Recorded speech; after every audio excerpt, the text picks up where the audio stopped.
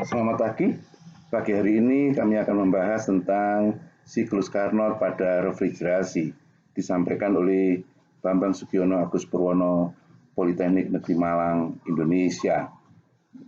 Adapun pokok bahasan adalah membahas tentang siklus Carnot itu sendiri, diagram tekanan dan volume PV diagram, suhu dan entropi TS diagram, dan diagram tekanan dan entalpi pH diagram.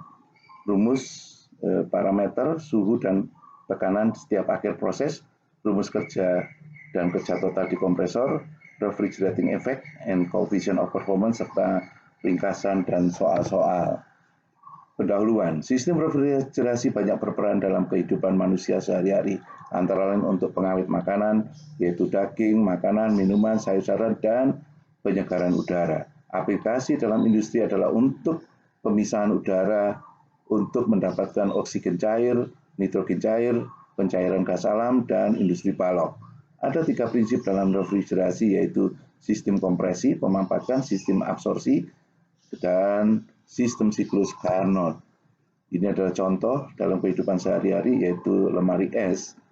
Di freezer adalah evaporator, di bagian belakang itu ada kondenser yang bentuknya spiral, pipa tembaga, dan ada kompresor juga. Gambar 2 memperlihatkan tentang skema dan diagram TS dari siklus Carnot yang beroperasi antara 2 sumber, yaitu bersuhu tinggi dan bersuhu rendah. Ini gambar 2, yaitu ada kompresor, kemudian ini ada pipa yang berada di evaporator, kemudian di kondenser, kemudian ada katup ekspansi, dan ada evaporator.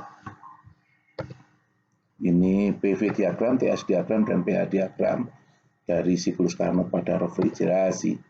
Ini contoh siklus dari fluida Freon 12 pada diagram pH, tekanan, dan entalpi.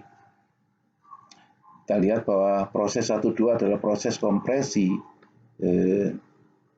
isentropik pada kompresor. Lihat di sini 1-2, di sini adalah proses kompresi pada kompresor, kemudian W kompresor sama dengan W12 atau H2-H1, atau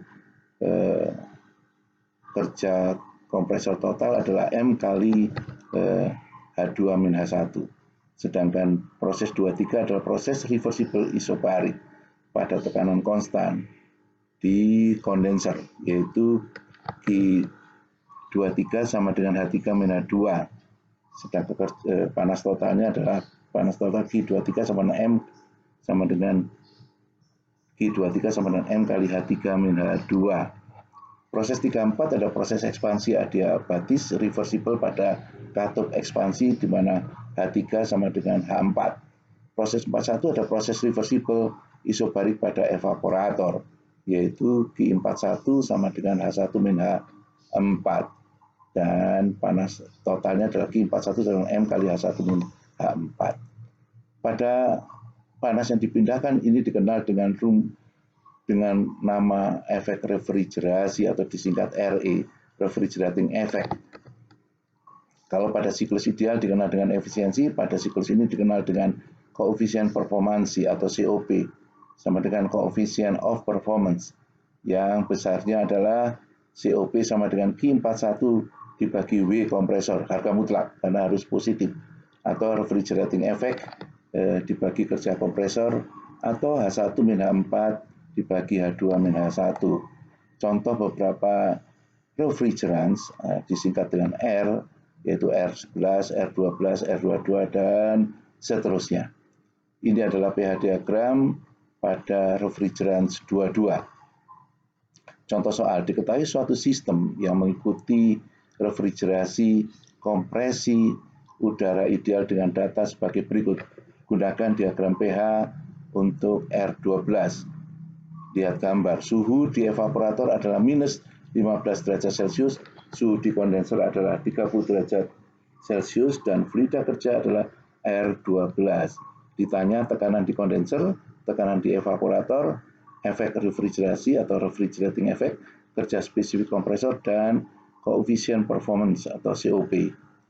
Dengan menggunakan diagram pH gambar 9, nah ini gambar 9, di sini diperoleh suhu minus 15 derajat Celcius, di sini suhu plus 30 derajat Celcius, memotong saturation line di sini, sehingga diperoleh H1 sama dengan 350 kJ per kilogram, H2 adalah 375 kJ per kilogram, di sini H3 dan H4 sama, yaitu 230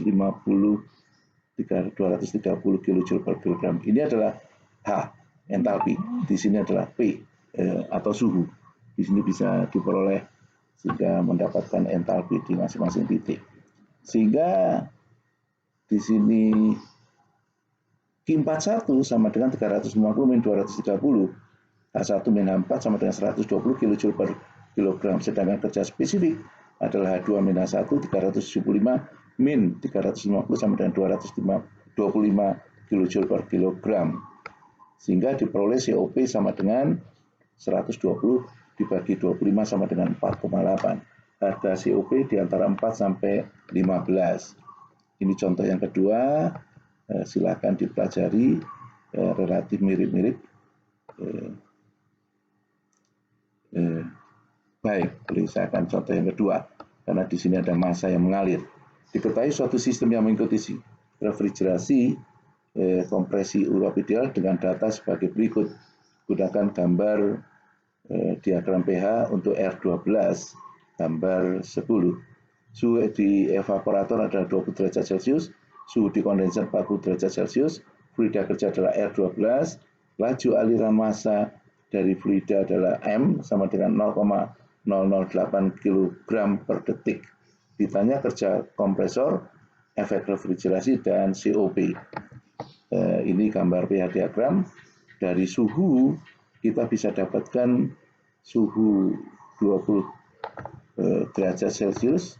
Di sini memotong saturation line, dan di sini suhu 40 derajat Celcius, sehingga diperoleh di sini H1, sini H2, di sini H3 sama dengan H4, yaitu maka kerja kompresor adalah W12 sama dengan kerja total M kali H2 min H1, yaitu 0,008 kg per detik kali 365 dikurangi 355, H2 365, H1 adalah 355 diperoleh dari pH diagram sama dengan 0,08 kW atau 80 watt.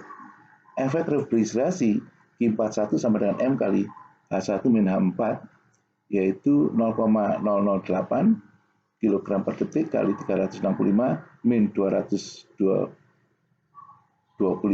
kJ per kilogram sama dengan 1,12 ton refrigerasi.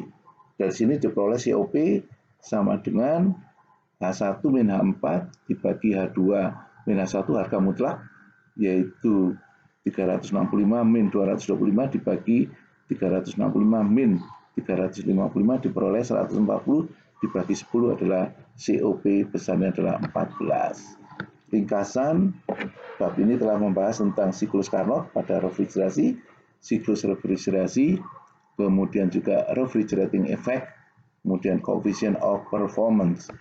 Beberapa soal latihan, ada 4 soal latihan menggunakan Freon 12, juga ada Freon 22. Silahkan untuk mencetak pH diagram atau TS diagram dengan ukuran A3 sehingga mudah untuk menentukan, mencari H1, H2, H3, dan H4. Daftar pustaka kemudian disampaikan oleh sekali lagi Bambang Sugiono Agus Purwono, jurusan Teknik Mesin Politeknik Negeri Malang, Indonesia. Ini adalah biodata. Kemudian jangan lupa untuk subscribe, komen, share, like. Terima kasih. Sampai berjumpa lagi di topik yang lain. Salam dari Malang.